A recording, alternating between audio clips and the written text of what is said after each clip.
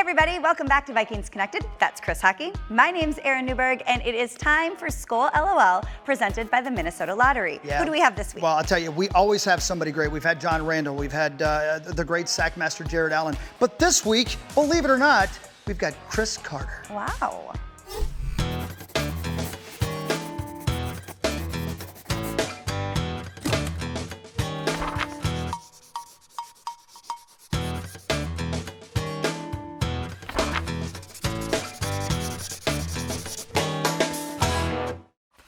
Well, I probably wouldn't be the best person to take a read from, because coming from Ohio State and playing ball there 3 years, and then I played ball in Philadelphia for 3 years. Now, Philadelphia didn't have great facilities. Like, they were known to have bad facilities, but Ohio State had excellent facilities. When I came, I thought like I was progressing backwards in life, because Ohio State was the best. The Eagles, I was shocked that a professional team had bad facilities. I'm like, okay, I'm gonna go to Minnesota. I didn't think they could be worse. They were worse than that. So it was very, very primitive from the beginning. So to be here today and see what we have today, absolutely. I hope the players take advantage of it. My number one attribute as an athlete probably is my ability to catch the football. I can't take credit for how I can catch the football, but I can take credit for once realizing that I had a special gift in all the different things, from paraffin baths. I'm talking about early in the 90s starting to do that. I started getting manicures back in the 80s and started taking care of my hands and started doing a lot of flexibility exercises and strengthening my hands. I started doing fingertip push-ups to increase the overall elasticity. All those things lead to being able to catch it like that.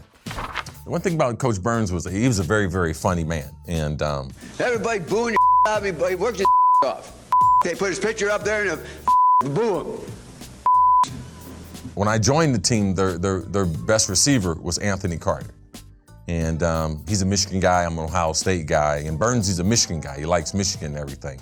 And all the guys told me that Burnsy's favorite player was Anthony Carter. You know, so I used to always tell Burnsy, Burnsy, I know you don't like me. I know you like Anthony. He's like, no, Chris, I like you. I like you, Chris. I like you. I said, but you don't like me as much as Anthony. He's like, no, Chris. You gotta get that on me, and then you'll know that I like the Carter boys. I said, you do know me and Anthony are cousins. And he was like, really? I didn't know that. So I started telling the coach like we were cousins and everything to make Burnsy like me a little bit. But I know, truly, even to this day, I know he likes Anthony Carter more than Chris Carter. I think that the best athletes are the ones that, under the most duress, under the most pressure, that they can still be themselves. So for me, I wouldn't say that trash talking is a strategy. It's not a strategy until someone begins to try to like debate me on something. Then I'm more strategic. But from the beginning, I just believe in having conversation. To me, I also believe that trash talking, like, you can't be personal with trash talking.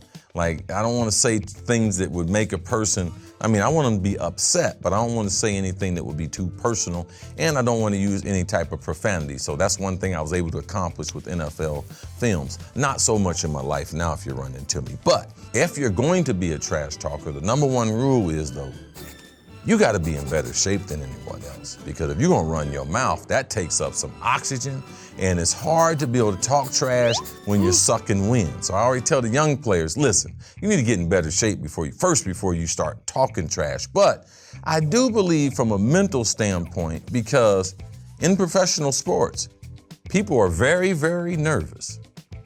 And if you're one of the people out there on the field talking, that doesn't look like you're nervous. So for me, it gives you a decided advantage.